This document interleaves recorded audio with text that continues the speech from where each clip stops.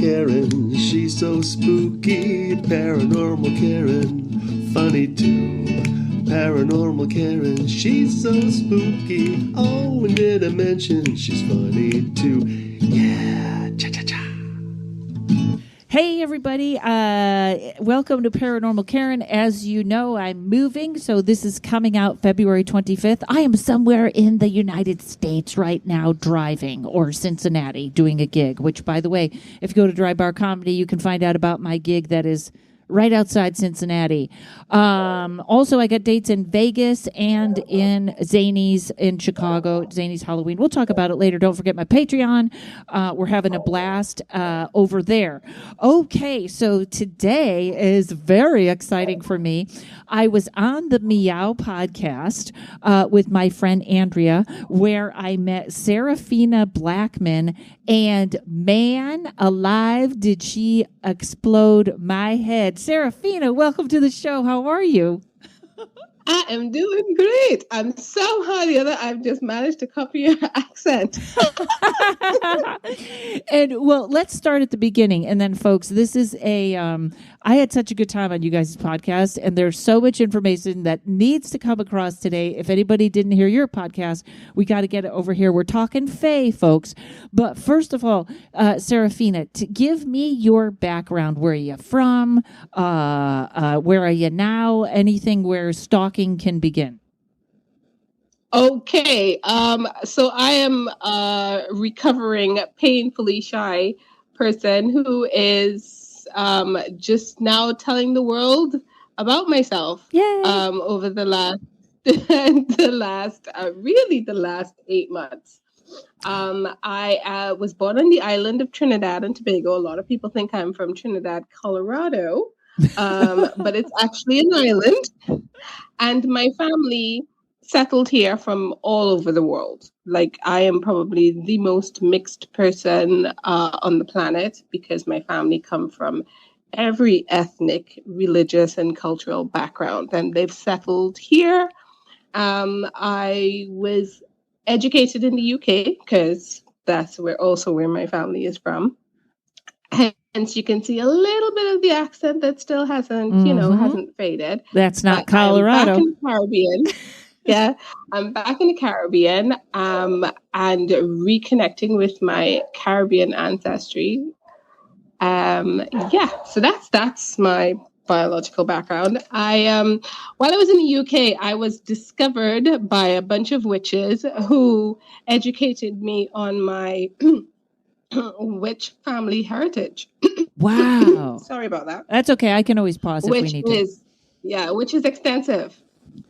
Wow. They're okay. quite a famous family. So I'm going to start there, and I want to narrow that down. So you went to the UK, and were these witches family? Were they people that just recognized you from another life? What happened there? Well, it is a funny story, because I was at university, and I was in the old Roman capital of Britain, which I'm not going to say the city, but it is a city in the north of Britain. But because of it is so haunted, and it has so many ley lines there, the Romany people, I'm not going to use a bad word that begins with G, okay, have managed to settle just outside the city. It is the largest communal gathering of Romany people in one place in the world, and they've all managed to gather outside the city, so it's quite a community. And so they're often in the city centers around, offering readings and giving herbs and offering spell work and that sort of thing. And I was off shopping with my classmates, and one of them grabbed me and read my palm and told me that I was one of them. Wow. Which I said, yeah, that's true. I do have Romany ancestry. And they said, no, you're a witch like we are. And I was like, people call me that, but it's usually not a nice thing. This is fat. This is this is like a movie. Yeah. And she told me that I took after my mom, and I was like, no, I don't. I take after my dad. And she says no. And she was really talking about my mom's Scottish bloodline, which are the Reeds. And the Reed witches, because my grandfather is a Reed, and the Reed witches are quite infamous. Wow. You know, I have to stop you for 1 second because if I'm going to do that during my readings, though. When someone says, no, I don't have kids, I'm going to go, oh, no, you do. You do have. Like, are you a podiatrist? No. Yes, you are. You're now a podiatrist. That's what I'm going to do. I love that approach. That is some confidence. Okay. So you're from an infamous background. Are they still infamous? Or was that something of the time? No, they are still infamous. I believe there is a Reed witch cemetery. I was taken to the cemetery where the Reed witches are buried, and they are something I didn't even know, that witches were often buried with daisies on their tombstones. And she said one of the biggest tells of a Reed witch is that they doodle daisies.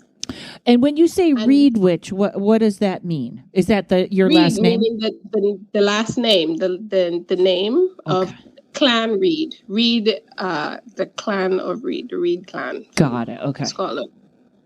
Yeah. So the Reed witches doodle daisies. They have daisies daisies are a totem for them, and they place it on the tombstones. Ah, okay. And what does it mean? Anything, or just it's their thing? I was not part that was with the gypsies, and then she said, give me £5. After she told me all of that. That I was aware, give me £5. And I was like, okay, that was a hustle. Is £5 a lot though? Because that was a pretty good story. Yeah, no, it's not. It really isn't. And certainly not in the 90s. It was in the late 90s. Wow. So it wasn't a lot, but I thought it was a hustle because she just aggressively said, okay, give me £5 now. And I was like, I'm not going to piss off this woman, and I'm going to go. And even though I'm a poor starving student, an international poor starving student, I'm going to give you my £5. So I gave her my £5. I forgot about it, but it just kind of tickled in the back of my head. And then one of my, because we lived in dorms, one of my dorm mates' mom was a psychic, and she was giving readings to everybody in the building. So you would just go in the room and she would read, and she was doing it for free. And she read my palm again, and she pretty much kind of said the same sort of thing. And I was like, okay, this is weird. And so I started asking her how she sees things. She said she looks at your hand. She doesn't read it like the way that the gypsies do, like interpret the lines. She read it, and it's like watching a TV. She could like tune into you. And I says, okay. And I thought, that's freaky. But I'm a student. I'm much more interested in passing exams and trying to kiss boys and, the good stuff. Yeah. I'm finally away from my very controlling family. On my own, I barely turned 18. I'm not interested in any kind of spiritual awakening. I'm interested in going to clubs, getting drunk, and kissing boys. Nice. Okay. So it took me being beaten up. There were lots of different instances like that, but I kept ignoring it. And then one night I was walking home from a club. I got beaten up by a group of racist white supremacists. What? On my street, put in the hospital, got post-traumatic stress disorder. And as a result of thinking that I was losing my mind and having lots of PTSD symptoms, I had craniosacral therapy from a nice man who was part of my, get this, rosary prayer circle, because I was quite the Catholic. Well, that's okay. That whatever you needed to hold on to, right? Yeah. And so doing the craniosacral therapy and realigning my twisted up bones in my brain unlocked something that was locked away. And then that was it. Wow. My magic started to flow, and I got the most classic read witch sign ever, a pink pentagram on your left palm. Wait, on your left what? Palm. And it just it showed up, or it's in your, you see it? It exploded into my hand in an extraordinarily painful way. It is bright pink. It is a clear pentagram, and I can move it at will. I can make it bigger and turn it into a pentacle. Wow. Okay, that's amazing. You have to text me a picture later. That's fascinating. That is what I'm sure that all this was quite frightening, or even now it's different, but this is like what TV shows are made of. I love it. So after you got the pentagram, because you see things, don't you? I do. And do you see them in the room, like you see it, like if a ghost or fairy was standing next to me? With my eyes open. Wow. Now, was that the first time that happened, or had it always been happening? No, I started seeing things with my it's strange because it started in my mind's eye and then it became fully in my eyes. It grew. I think it is because when I started seeing things, I got really scared, and I was like, if it is that you're going to show me things, I'm going to think I'm crazy. So write it down. So when I started seeing things, I would let them type it out in text. So I would see words appear, because I did not want to be seeing faces or people showing up in my space. So I was very clear. You have to write it down, and I have to read it. Do not come and whisper in my ear, because I will think I am going crazy. Do not show up unannounced. Send a note. And so I started seeing text. Okay, with my eyes. So you will close your eyes and get a message. That's how they text you. Yes. Okay. And just a side note, folks, there are dogs in the background, so no one worries. Sometimes so many of my podcasts have EVPs, and I love it when you guys catch them, but I always try and call it almost like we're in a ghost hunt. All right. So you get messages now and you see things. Do you see negative things on people, like when they have attachments and stuff? I do. Wow. I do. And do you, it's like, I see even further than that. I see, I can see nano, I assume it's nanobites or nanobots, crawling around, inside them. wow. I can see, auric attachments. I can see etheric implants. I can see, spell work. Spell works are like threads. They're like little bits of yarn. And yeah, I could see, yeah. You have to start doing readings. I'm just saying. Okay. I didn't even ask what your day job was, and you said you were shy. This is a really, this could be quite helpful. All right. So you start seeing things. How do you get in touch with your ancestors, or does it just start happening, or do you meet other people? What happens next? So I started seeing what I thought was angels, right? I thought they were angels because they were winged creatures. And I think that it was a good idea for me to start seeing winged creatures and thinking they're angels, because if they were fairies, I think I would have freaked out. Right, if you knew that. So I started seeing winged creatures, and I assumed that they were angels. And so that was easy for me, because having a Catholic background, it was an easy... my Fae family have been extraordinarily gentle with me. They have really tiptoed their way into my life, which is quite a blessing, because the Fae are not known to be quiet or gentle. Right. So I started seeing these winged creatures who were very protective and very comforting, because that's what I needed at the time, because I was recovering from post-traumatic stress disorder. And I felt very unsafe in my body. So they started showing up as a very protective presence for me, and a comfort present.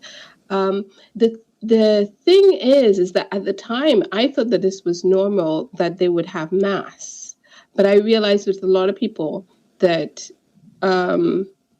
when people see spirit or experience spirit, there's not mask to it. I just thought I thought that was a thing. It was only after talking to a lot of people that a lot of people don't feel the hands and the feet and the arms, and they don't feel the hugs and that sort of thing. So these creatures had masks. You're saying masks, M-A-S-K, right? No, M-A-S-S, mask. Oh, mask. Oh, I got it. Like they're 3D. Got it. Okay. Yeah. Okay. Yes, they had masks. Wow. So it's also interesting because everybody knows I'm obsessed with what angels really look like. So, but that sounded very safe. Aren't their faces kind of like ours, but a little distorted? Yes, they are. The ones that look kind of human-esque, because they're a little distorted, but they can make their faces look very human. What I do know about is that they have a particular, I would say that it protects them. It's kind of like a filter between them and us. And I think it's really protective towards them, really, because humans can harm Fae. A lot of people don't seem to realize it, that we're very curious about them, and we're quite concerned about how they can interact with us. But I think that that we have more of an effect on them as well. And whatever emotion that you're putting forward, because humans are great emotion projectors. Like, we are amazing electromagnetic batteries. We're these huge balls of energy, and whatever feelings that we have are always so strong. And when you project whatever it is, it can, I think my understanding of what it is they see, it kind of like hits their shield and kind of bounces back, kind of way. So, when people say that, however you approach a fairy, so if it is that you approach it with fear, you get, or as this awful thing, you see this grotesque thing, and then all of a sudden it changes when you're not so scared of it and that sort of thing. I think that that's what it is that people are seeing. It's that sort of shield filter. Okay, so if I'm walking in the woods and I see one that is not particularly comforting to the human eye, it will put up say I catch it off guard and I see it, it'll then put up the shield, and then it'll be more pleasant to me so that I'm more comfortable? No, it'll put up the shield, and whatever you throw at it, you will get back. Oh, okay. So if I'm mad, okay, got it. This is so fascinating. Yeah, because a lot of humans don't understand that emotions can be weapons in itself. I mean, it is all energy, and whatever it is that you throw to them, some of these creatures are extremely sensitive to emotions and energy. And whatever it is that you throw to them, they may see it as sometimes an offering, sometimes an attack, and they protect themselves from us. Wow. And that's folks, we're not, 3 bags of human balls of emotion. Wow. And folks, we're not even there yet. And this is super interesting. We're going to take a break and I'm going to shut my window because Los Angeles just turned into a tornado. We'll be right back. Hang on. Hey, everybody, just want to let you know my tarot class is on sale this weekend only until the 23rd or the 23rd. I believe it runs out at midnight. So that'll be 2 days. You can get half off when you go to karenrontowski.com and click on tarot. And then you're going to use the coupon code October, all capital letters October. Also, November 1st, I finally have a Patreon. I know I'm so far behind everyone else. It is a tarot and psychic development. So it's going to be some paranormal, but mostly tarot and psychic development. I'm going to be putting up classes myself that are tarot classes, and we're going to be doing meditations and psychic exercises, and there's going to be homework and all kinds of fun stuff. I'm also going to have guests come on and tell us about their process, how they do their thing. So November 1st, the first class will be out. November 4th, patreon.com/Rontowski. Okay, so now we're probably talking about when you say they feel our emotions. This is the first I've heard of this, which is pretty fascinating. So, and they're just there, right? Or like you were saying, they seem to collect around me. Yeah, they do seem to collect around you. And these could be both positive and negative, or a better way to say, maybe more friendly or less friendly. Could it be either one? No, it's the friendly, curious ones that find that like to play tricks and games and love. They love fun and humor and energy and laughter. They're quite the laughter, and they're quite the voyeurs as well. Meaning, so they like to watch. Because that was what on this podcast. That was you said how you were saying how you would listen to my podcast and you were trying to send messages to me and saying, no, they like you. They're around you, right? They do. They really do. Wow. Well, I think it's funny because I think we both had this conversation that the special that I'm writing may not actually be a fae. You thought it was something else that came along, right? Yeah, I think it's something else. Absolutely. It is. And I just got confirmation. Yes, it was something else. So, yeah. It was there are lots of other types of creatures, and they're not the kind of fairy that you would. Yeah. Those are not the fairies that hang around you and talk about, oh, Karen's on. That's a quote.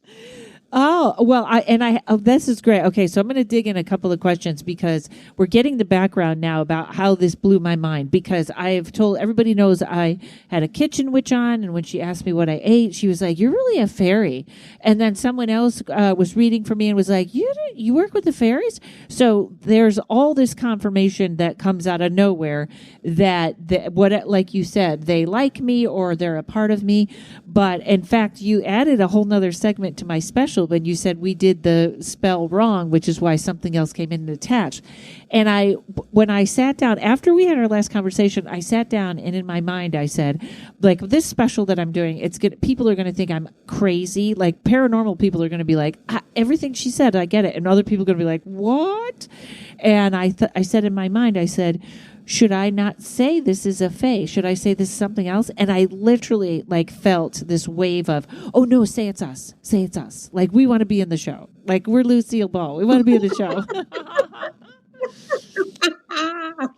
So I think that's how it went. So whatever that was, I got rid of it because in a lot of paranormal investigation, fae are trouble, but that wouldn't be the fun trickster fae. That would be the you're in my territory fae, right? Absolutely. And they are territorial. You're in my territory. Okay. Yes. And there are quite a lot of, the fae have the fae, and I use the language that is popular and that people would understand what I'm saying. But if I had, I would use different words to describe them. I would say the other children of terror. And I use Terra instead of Gaia because it just feels vibrationally, it feels better for me to say Terra instead of Gaia. Tara. Tarre. And when you say Terra, is that just another kind of word for Earth, or is that another place? Yes. Okay. Yes. That's just another word for Earth. Okay. And you choose that. You were saying why, and I cut you off. Sorry. I choose it because vibrationally, sound-wise, it just sounds more fitting for me. So it's more comfortable for me to say Terra than Gaia. I think it might be attached to that awful network that I really don't like. Oh, that doesn't help. The G word. Can I whisper the G word that we're talking? Gypsy. Yes. Yes. Which is funny because in the United States, sometimes I have used that word on myself, and my friend does. And in the United States, it's kind of mystical, and but other places it is not a good word. Mm-hmm. Okay. Mm-hmm. So, and we have to get to how you went to where the Fae are. If someone is building a house on a fairy hill, there will be problems. Yes, there will be problems. There will be problems only if. Okay, so there are lots of things that you can do because the Fae that don't like to interact with humans avoid us at all costs. Their only problems is when you disturb them in some way. They are on a completely different plane. They don't ever have to interact with us if they don't want to, and we don't ever have to interact with them if we don't want to. But if there is something that is thinning the veil in that area, then and it's disturbing them, then yes. So if there is human paranormal activity that is disturbing them, then yeah, you'll have a Fae problem there. So it would not necessarily be a Fae problem on its own, because rarely there are Fae problems on its own. The Fae problem is a result of a human problem. So they don't attack, they react. They react. And what would be like a human paranormal? Would it be if somebody's starting seances or something, or doing? Yes, they started seances. There was a portal that was opened by humans. Ghosts. People think ghosts are really cool. Ghosts. I'm more afraid of ghosts than I am of Wendigos. Okay, ghosts to me are an unnatural, creepy, awful thing. Yeah, they're not supposed to be here. Yeah. No, they're not. They're not. It is unnatural. And that is a human problem. So a haunted place, the fairies might be as mad as the people that buy the house. Yes. Now you got double trouble. Okay. They'd also be mad at the ghosts. Yeah, everybody. Well, we've come and dumped our rubbish. Basically, we've dumped our rubbish in their place and contaminated their space and disturbing them. And these ghosts are loud and they're making lots of mess and they're creating all kinds of disturbances. Go away, clean up your mess and go away. And if they're if they don't like what the vibe, if they pick up human emotions, a spirit is usually lost or sad or something.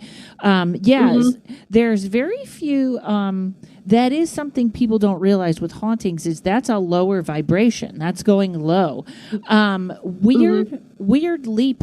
So that's a really interesting way that they would be activated. So at that point, if they have been aggravated, now you got a ghost and you got a Fae problem. Do you consider elementals Fae? Yes. Okay. And I had a talk with a friend of mine about elementals, and she said that is sometimes it's like, why are we ruining the earth? There's they call us the blade people because why are you cutting everything down all the time? Do you consider Fae and Jinn in the same family? Fae, the way that it's traditionally used, is not. I know. I mean, I really try not to read the books about Fae because I feel that it influences my own education, and I have signed up to be educated by my people. So I really try not to, but it's very difficult to avoid it. You know what I mean? Right. Because I'm vibrationally attuned to it, it will always either come up in my feed or my recommendations or something. So I know from what I understand of Jinn and Fae, they're supposed to be separate. My classing of the other children of Terra, Jinn are the other children of Terra. So they're kind of connected. Yes, they are. They are connected in the fact that they are also Terra's children, but they are not part of fairy or fae society. That would make sense. So they do their own thing, but they're not necessarily two different families, two different countries. You know, it's very interesting that you said you're trying to educate your own way, because everyone knows on this podcast I'm always trying to learn to be a medium, or I really want to jump into this mediumship, and I'm always trying to get stronger with my psychic or my tarot. Just I want to always grow. And recently I thought, dump everything, meditate, and ask. See what answers you get. So that's my next approach, because nobody's so that's what I'm thinking. So now how often do you see fae around people, or around? Are they rare, or are there more than we think? Well, on this island that I'm in the Caribbean, they are everywhere. They are so ingrained in the spaces, because there is a lot of raw nature here. You know, there is, and that, strangely enough, the people here are very accepting of what they consider the folklore. You know what I mean? And they see it. Some of them are very, very visible, and there are a lot more, I would say, present in this part of the world than they are in more built-up Western societies. We're probably too noisy for them, literally. Yeah. Interesting. Okay, and for anybody that's wondering, it's Brian Froud, I think, does books on the Fae, and you were saying he literally draws what they look like. Yes, he does. He nails it, huh? Yeah, he does. He really, really does. But there are Fae all over the world, and there are kinds of Fae that the way that Fae came. Okay, so this is, like I said, I have been learning the history of our brothers and sisters, and they have had similar, I would say, trials in their history, in their civilizations, as we have. Even though they're quite different from us, they themselves have gone through ages, and the Fae have changed and evolved over the different ages. There have been wars. There have been what they would call contaminations of bloodlines, and there have been massive transformations, like huge evolutionary leaps that have transformed the Fae to the different kinds of Fae that exist now. When you say contaminated bloodlines, does that mean mixing with humans? Mixing with humans and mixing with alien races. Okay, and you say I got quite a bit of Fae in me. Yes, you do have quite a lot of Fae. It would be really interesting to see who decides to show up to officially offer you your place in your house and claim you. That would be interesting. Like, in other words, you're part of the, Polish Fae clan, or like they'd have a last name or something, like you're part of us. Kind of. You know what? Yeah, kind of. you Yeah, know, kind of. Yeah, they tell you your history and who are your people. And then they will tell you the story, and it is a very long story. See, now But it is a very I good one. definitely want to see people ghosts, but this makes me a little bit nervous, and it also makes me curious. So it's the two things together. I do think if you're going to really deep dive into mediumship or stuff, you can end up. I'm going to switch lanes just back to one question for a second. Have you seen a djinn? Mhm. Have I seen a djinn? Yeah. Hell no, I don't see a djinn. Okay, What the good. hell is a djinn? I don't see a djinn. I know. They're quite. They sound, although they do sound a little like the Fae in that there are good djinn, but most of them they describe them as quite like goat legs, and they bend backwards and stuff like. So I'm like, okay, I just had to check. So I would have Fae in my Are they bloodline. like balls of fire? Balls of fire. What did you say? Aren't they like balls of fire? Oh, the djinn. Yes, there's smokeless fire. Yes. Yeah, no, I don't want to see that. There are enough of them here on this island, right, that people talk about. I have never seen one. My grandfather saw one. I am very happy that I have never seen one. Wow. Yeah, and again, it seems like also what you're in tune to. Like, this seems like it has to do with your culture or where you are. So you would see one. Apparently, if we were in the Middle East, we might see one too. Although now I think it's all over the place. I honestly feel like, and I hope I don't offend anyone with this, but I was dating a guy who fought in Afghanistan, and he absolutely came home with something. And it seems like he would say, something keeps waking me up at night, and it causes all this electricity and it scares my dog. I think a lot of the, soldiers over there, on their land, I think a lot of them came home with djinn attachments, and nobody's talking about it. And I think they know. Yeah. He had a very interesting story where he said he was on watch one night, and he collected antique weapons, and some guy was coming at him, and he said halt, and the guy didn't stop. The guy wouldn't stop, kept coming, so he shoots the guy, and the guy keeps coming, and he shoots him. He goes through this gun, he goes through this gun. Finally, he grabs his antique knife. By this time, everybody's out. Like, what's all this shooting? And they finally stop this guy that's coming. That's like, what is going on? So they said to my friend, they said, we're going to take you into the city to talk to this man. And the man said that was a djinn, and he just wanted to see all your weapons. He wanted you to dislodge all your weapons and see where they came from. So that's a weird story. But right, enough. Okay.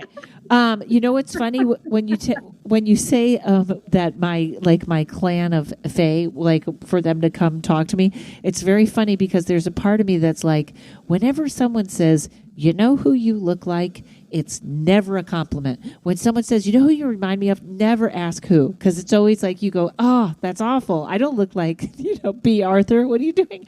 So I'm a little afraid to see who my Fae family is. So I can tell you a little bit about mine. Okay. Can you see mine? Can you tell me? That would be a little rude. Oh, okay. It would not be my place. It would not be my place to because they have to introduce themselves. Your story. To step into your story with regards to that. Like, I can talk to you about the Fae, I can talk to you about the Fae around you, but to tell you your story, that's a really special thing and a private thing, and I wouldn't do that. Wow. That's okay. yours to experience. That is your gift to experience your history and with it all that comes with being part of a Fae family. I can tell you a little bit about this story, of my story and the story of the fae that we're probably both related to. That sounds perfect. And then also tell me about the fae that are around me because I'm moving and I don't know if they're coming with me, but we will take a break and come right back. This is fantastic. Hey, I'm here with my friend Ari that hosts, or I want to say takes care of all my Zoom events, my comedy shows, my classes. Ari, tell everybody what type of Zoom events you are great at hosting.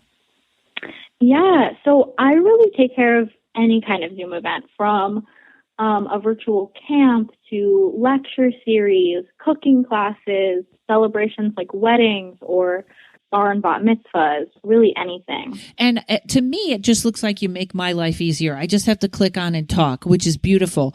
Tell everybody, what are you doing behind the scenes that helps me so much? Yeah, so I'm taking care of all of the settings, like muting and spotlighting people, making breakout rooms, recording the meeting, really just all of the tech pieces you might think of or not think of. I'm taking care of that. That is so helpful. And it really is the difference between something looking amateurish and something looking really professional and wanting people to come back to your meeting again. So tell everybody where they can find you. Yes, so you're welcome to email me at wharton.ari@gmail.com. That's WHARTON.ARI@gmail.com.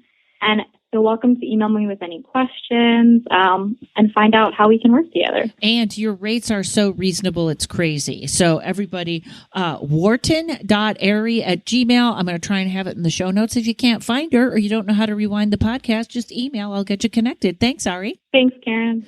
All right. Tell me, I'll start with your Faye family, my Faye family that might be connected, and who's in my house, who's around me. Right. So I have a lot of they would call themselves my consultants, but they call themselves my consultants. I call them my grumpy uncles, my Faye uncles, because there's a couple of them that when they are around, they're like grumpy old men. Right? Like grumpy old men, like really sweet, grumpy old men that love to complain and bitch because I am not obedient in any way whatsoever. And I don't understand why they would think that I would be obedient, considering the fact that I have a Fae essence. I wouldn't be. So I think they're overreaching with regards to helping me, but I'm not obedient. So I have some grumpy Fae uncles.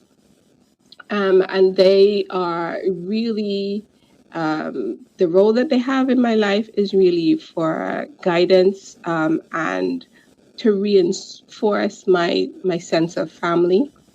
And really to tell me about, really, it is, they just like being around me because it's like having, a relative finally acknowledge you and just being a family presence and having a lot of say in my life and what type of music I like and and just being grumpy old interfering uncles, which is what they are.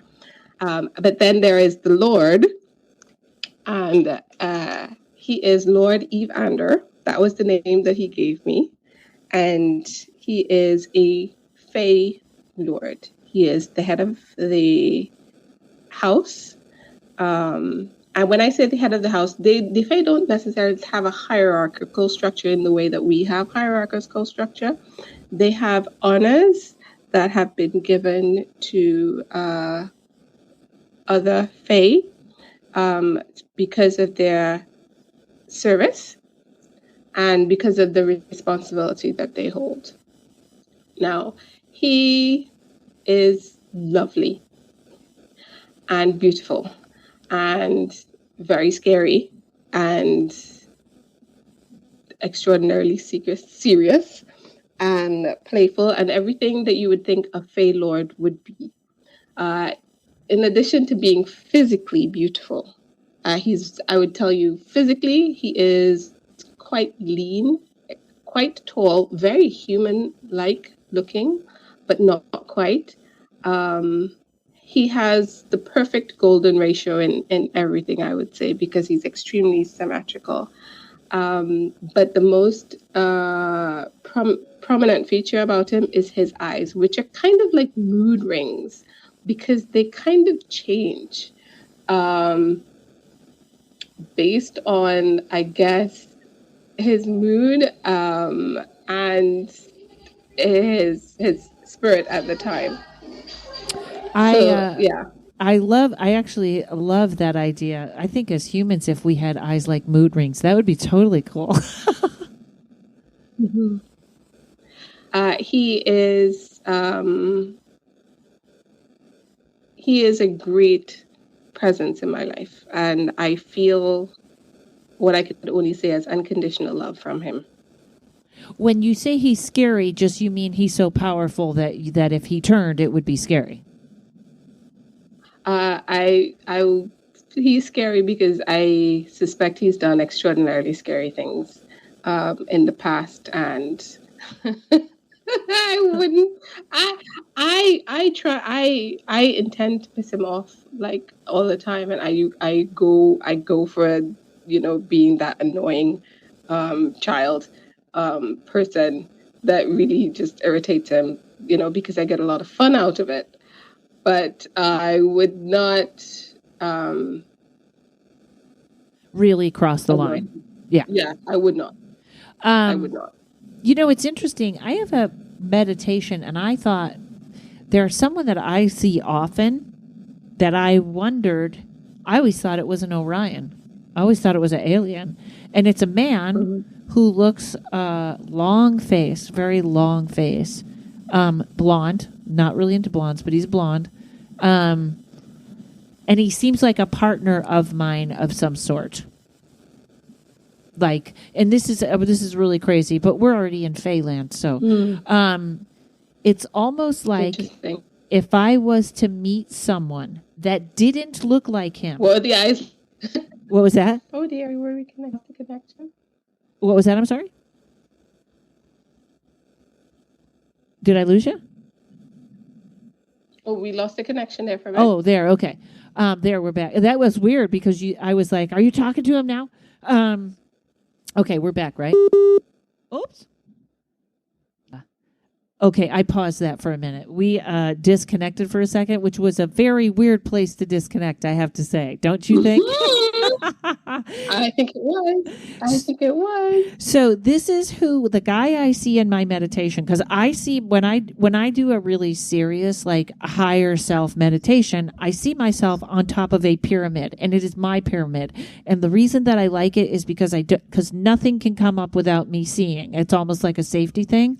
And this man that comes up, what I interpret him to be is, it's so funny how the Matrix is now bringing a siren. Like, it's almost Jesurito. He says, once when we start screwing up the Matrix, watch all the things that happen. We disconnect. You had the music guy. I got the siren guy. It's almost as though if I met someone in my life that really was my mate or my husband, it would actually be that guy in a different body. Does that make sense? Yeah. Like that makes sense. Like, I wouldn't recognize him as the guy that talks to me, but our souls, because my higher self doesn't look like me either. So I wonder, but I always thought that was like an Orion connection. I wonder if that's a Fae connection. I'm sure that he probably wouldn't want me to say if it was. Okay, so I interrupted you there. So tell me about so we have your Lord Faye. Who would be one that we have similar ancestors? I think so, because what I was told about his mother, she is what? She has the title of Mother of Fae, but she's not the mother of all the Fae, okay? That's just what they call her, because of her progeny. Progeny is something that was not natural or not original to the Fae. Like, the Fae did not have progeny in the fact that they did not birth other Fae. In the way that humans birth Fae. She was the first fae to birth. Hmm. And she created a huge, I would say, progeny, like a massive lineage of fae like her that could, is progenate a word? It is now. We did it. Yeah, and so she birthed quite a lot. And he is her son and one of the original ones that was first birthed. Which would insinuate they were part human. Yes, they were part human, but in the way that I think will blow most humans' minds about what is capable, or what giving birth and what progeny and what um, having a baby really is. So she, so the Fae before, what I was told, these are the stories. This is part of my learning of Fae history. Before, they could replicate, like they can take a part of themselves, an essence of their selves, and essentially feed it for it to grow. Kind of similar to, in the similar sort of context that we would say, is it an egregore that they talk about? Where Or is thought form, or I call yes, it a tulpa, but egregore is right, another word. Yeah. right, a tulpa, where it's a thought form, it's an idea, it's an intention, right? It's born out of a certain part of your essence, and if you feed it enough, it becomes a life form. It becomes sentient. It becomes a thing, right? So the Fae before were reproducing themselves in a similar sort of way. And that was their um, idea of progeny, right?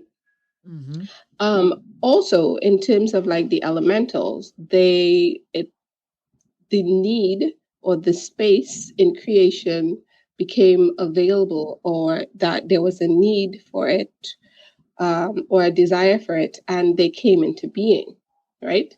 Through chaos itself. That's how elementals were born. Huh. Or created. We don't want to use the word born. But in terms of having the life form grow in your own body, like you cushion it in your own, like you cradle it in your own essence, in your own auric field, and incubate it until it grows into, mass, and you birth it in that kind of way, was not something that was done by the Fae. She was the first one. Huh. And she did it through contact with human, because what humans have is not, all beings in creation don't have that, in that they can generate a spark of life within themselves. Wow. A couple of questions. Can Fae die? Yes. Oh, they can. Okay. They can. Interesting. And I want to talk about, because they let you see where they live, didn't they? Yes, they did. Do they, if someone is having trouble with a Fae, is it always a different way how to resolve that? Or do we do it the way, we're always using natural things here? Okay. If you have a Fae that's mad at you, negotiation is not going to be a possibility. They're mad, and they like staying mad, and they love being mad, and they are very happy to be mad. I would not negotiate with a Fae that is in any kind of what's the word? State of frenzy. anger? Yeah, frenzy. If they're in a frenzy, I would not negotiate. They're not at a negotiating level. You are better off getting a more reasonable Fae to reason with the Fae, or some other kind of intermediary. And angels are very good intermediaries. Oh, okay. With Fae. They're very good intermediaries with everybody. Okay, that's a really good I want to say fallback or thing to grab there, because we use when we're usually helping people with in their home if they have something, it's kind of interesting because we have to take in a lot of information to see what is there and what needs to be done. For example, if you think you have gin, they hate anise, so I have anise incense and that kind of stuff. But that's interesting to just have someone intercede because, I love that idea. That's always the number one. Have an angel intercede. Okay. Right. And there are creatures, including humans, that have titles called Earth Guardians. Right. Oh. There are some humans and that are Earth Guardians.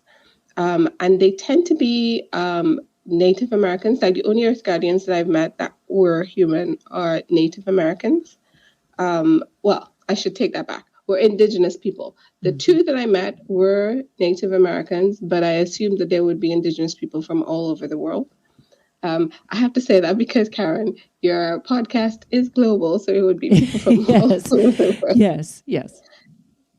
There are Earth Guardians, and Earth Guardians are great interceders. And they speak with them.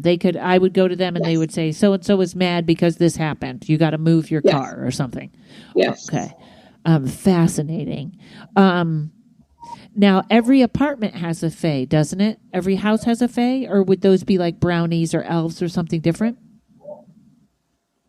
I don't know that every house has one. That is a really interesting concept. Why would they want to live in other people's houses?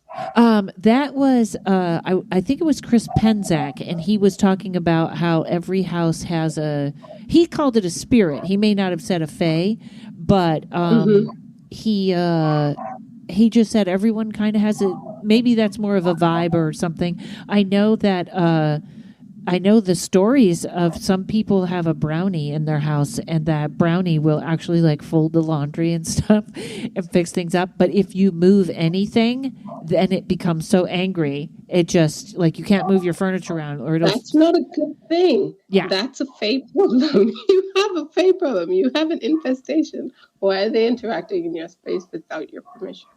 Yes, exactly. All right, tell me about Feyland, and then maybe you could tell me who's around me and why they. Am I like a little Fey reality show? Yes, you are. You are, because I really do feel that you're going to be approached by somebody important to talk to you about your Fey heritage. Okay. So fairy. So I was meditating, and I think I was in Derbyshire. I think it was in Derbyshire that I was in there. And in this lady's house, and she said she had a lot of fairies in her garden. And so she planted a lot of broom to keep them out, which I thought was horrible because they hate broom. But between where she had planted the broom, there was a sort of a crack, sort of like a break in her fence. Like she had a wooden sort of fence. And my window used to face that sort of crack, and I used to be staring at it a lot.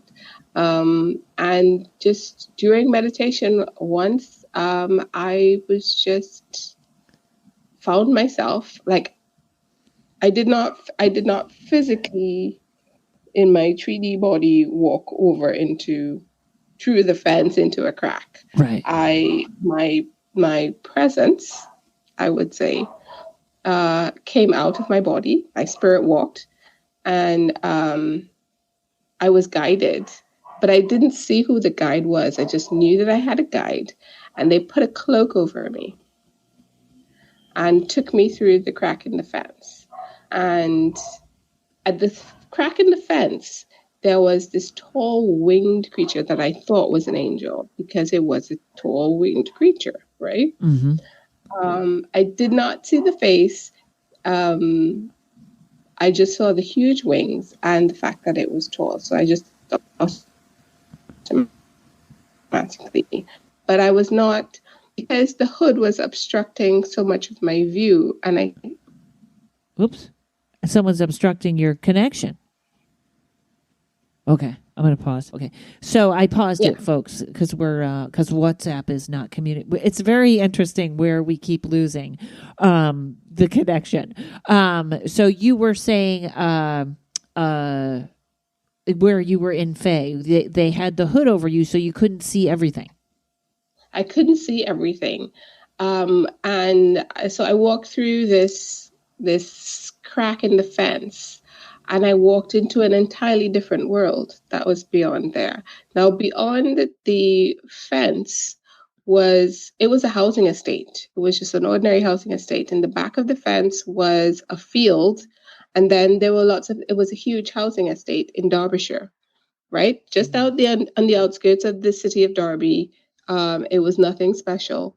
But where I ended up on the other side of the fence was a market town, a Faye market town.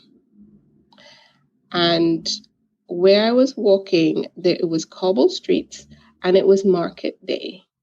And they had stalls, and they had these cute, short, like really short, chubby creatures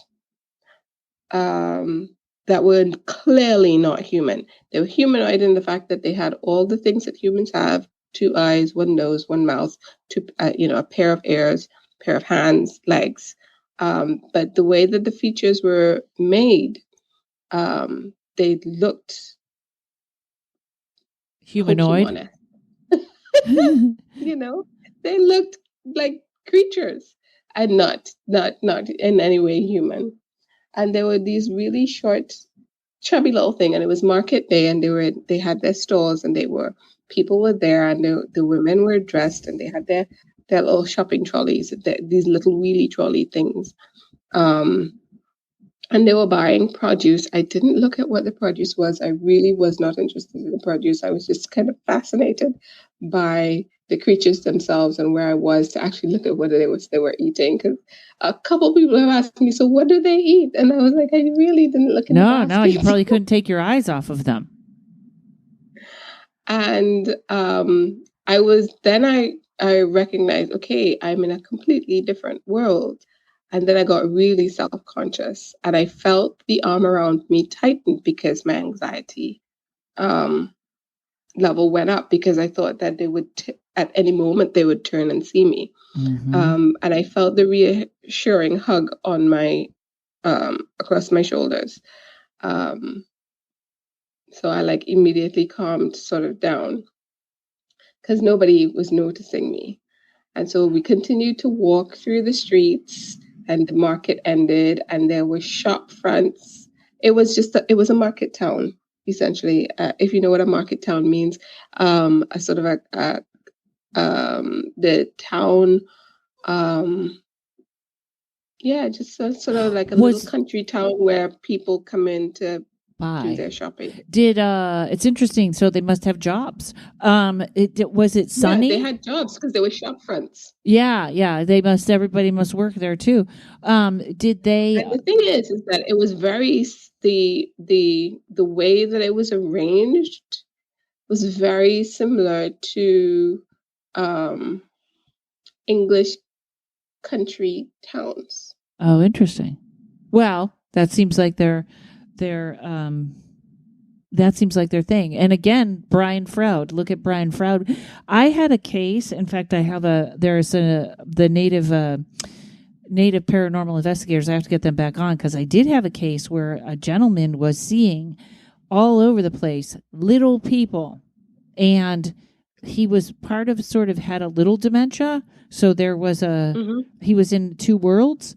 But for months, he was losing his mind, because the little people, they were dancing in front of him. And I was like, all right, this is kind of not unheard of, but they would follow him around. And then his partner saw them moving things, didn't see the little people, but like things were moving. And so, in fact, I reached out to the Native Paranormal Investigation, and I forgot to get back to them. I have to. So it sounds a little bit like the same thing. So, okay, so who hangs around me? Right. So I did earlier ask permission if I could I am, because I did not want to. I try really hard in all my practice to be respectful of everybody's journey, not just in this case, that just everybody has their own journey. They all have their discovery. People came here for lots of different things besides my purpose. And I never want to be the case of causing someone additional trauma, because we are all traumatized, Right. And interrupting people's paths, Right.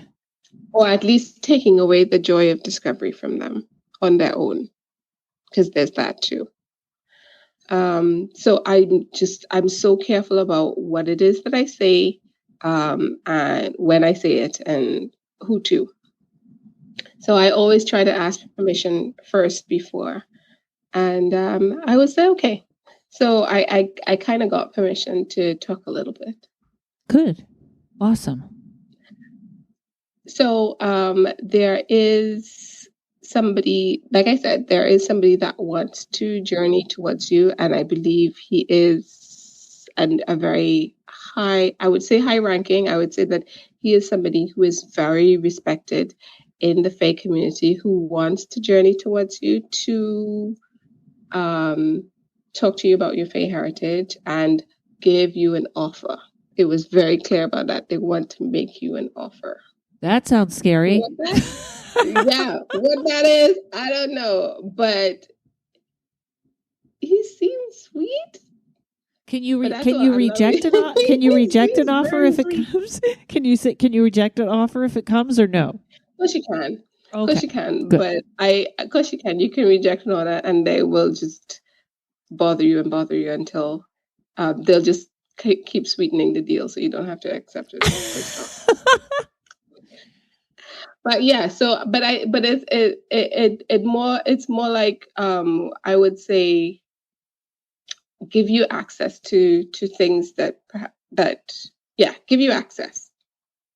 Now that sounds a little scary. That sounds a little like if they would teach me to be a medium, but then I would be so you don't put any like there's God and then there's Fae. It's all one sort of big thing, right?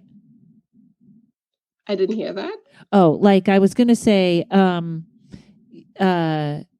that sounds like an offer you can't refuse, like a trade-off, like we'll make you a medium, the medium you want to be if you do this. And that sounds like a bad idea. That's what I thought the whole thing was not to do with Fae. Yeah, that's not the thing that you want to do with Fae. And if a Fae is offering you that, it's never something that you can win. That's not what I get from this person. That's not what I get. Okay, good. When I said that they're going to give you access, it means my experience with the Fae, I've never had to bargain. They've always, I'm very disobedient. They wanted me on TikTok. They wanted me on TikTok so that they could go on TikTok and perform and, just be a star, and me talk about the Fae and do all kinds of Fae readings for people. On TikTok. I did it for a few months. TikTok was too scary for me. My account started blowing up. I got scared. I ran off. They were annoyed, but they got over it. They've really been after me to do my tarot channel. I do my tarot channel and I post when I want to post. I record all the time and I post what I want to post. There's so many things that they wanted me to do because it is part of my development and developing my own confidence, in developing my own voice. I am extraordinarily shy and very camera shy. And this is really to help me, but I'm doing it at my own pace. And I do know, and I did give them permission to kick me in about every so often. And they do, but it's like I said, it's very loving. I have a very loving and gentle experience with them. Yeah. So, which is interesting because so they do like attention. They want to be in show business. I don't mean that in a sarcastic way, but like that must be why they like me. Like, what's next? Okay, so here's my last question, and then I'll let you go. This is fantastic. Wait, I have a show tonight, and I haven't even showered. I haven't even got ready, and the wind is picking up. So I had But I have more to tell you. Wait. Oh, okay, there's more. Okay. Sorry. No, go ahead. Okay, so right. Because it was like, you forgot me. You forgot me. It's like, what are you talking about? Okay, so there are others, right? So there's that guy, right? And then there are others. These are more, there's water fairy. What? There's a water fairy? Okay, so there's water fairies. There's these ones they're not elementals, they're water fairies. And they love things around water, and they have a lot of water elements that they're telling me. So they bring a lot of the qualities of water into your very dry space. That's so funny. I did have one where I had a leaky faucet, and someone said, "You have a water fairy. Leave a bowl of water out." It's the only way it stopped. I didn't know that was a thing. I was like, "What? A water fairy? What are you talking about?" What? Right. And then the what I would call them, these are the ones that look kind of like little children. And they really embody play and fun. And they love music, and they're extremely musical. These are probably the ones that the man was seeing that like to sing and dance and play around. And they're extremely musical. Do you hear music? Is it because are you clairaudient in the fact that you hear music? I don't know if I would say I'm clairaudient, but it's very strange because I'm going to claim I'm not sure on that, because I do sometimes hear it when I'm in the sleep state. But also, it's very funny because I just did the last podcast that came out with Jeff Thill. I was like, I keep hearing a banjo. And he was like, nah, there's no banjo. Then some people texted me. They're like, I heard the banjo. But a weird story about music was one time I became obsessed with the harp. And oddly enough, I just kept saying, I would like a harp. And a harp is like $2,000. And I don't play the harp. And a friend had a boss who played the harp, and she was very rich, and she had like 3 harps. And she was like, you can borrow one of mine.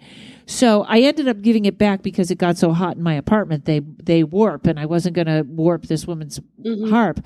But I became obsessed with it, and I still have a very small harp that I think that's the connection. I think they like the harp, don't they? They probably yes. They like the harp. They like the harp. I'm trying to learn it. Yeah, yes, on that. They like the harp. So they're very musical, they're very playful. And these little fairies, these ones, they bring energy. I think in the past, many people would have, in history, may have confused them with muses. Because they bring a lot of energy. They bring a lot of energy and creativity with them. Like they bring a lot of energy to this space. Wow. I have a lot of energy. I'm a go person. Whoops, did I lose you? Oh, there you go. Okay. No, I'm still here. I'm just listening. I'm listening. Okay. I'm listening some more. I'm listening. There's so there's another one that has a really tiny voice. Really, really tiny. This one's a little shy. But it was just like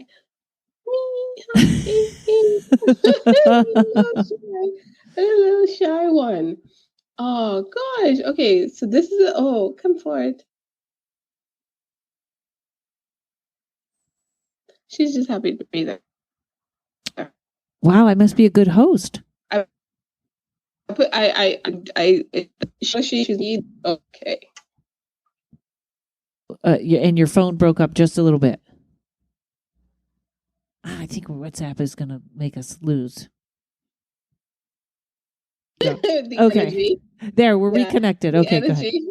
There was definitely some interruptions there. So this little one, who's very, very shy, she doesn't have a job. She's very much, she's like, I don't want to use the labels that people use in folklore and history because I'm not entirely sure that the labels that they use would be accurate ones, and I don't want to offend any fairies. So she would be a task fairy. She would love a job to do for you, because her, I would say, love language is acts of service. So if you give her a task or a job to do, it would be like giving her your affection or love or whatever it is, showing your affection for her presence. And she would lovingly do things for you if you would ask her to do things. Okay, that sounds a little contracty, but I'm getting more open. Yeah. Her and I'm using her. She's not a she. She's not a he. I'm just using she because I'm a she, and it's easier for me to use she pronouns.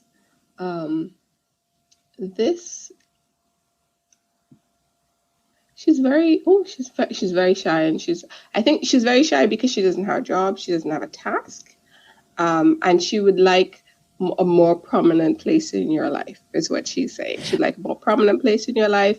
And if you give her things to do, like if you lose things and you need to find it, she'd happily run around and do things for you. I'm always losing things. So here's because I in the other podcast I did a meditation and somebody put two very strong, they look like things that were made out of rocks beside me. Mm-hmm. And so this is my question. If somebody was to give me a hard time, would the Fae interact? If somebody broke into my apartment and was doing something, would the Fae interact, or that's not their thing? They absolutely would. They would. Ah, okay. But the rocks are not that. They wouldn't. The rocks are more shock absorbers. They are protecting your auric field. Okay, that makes sense. That's their job.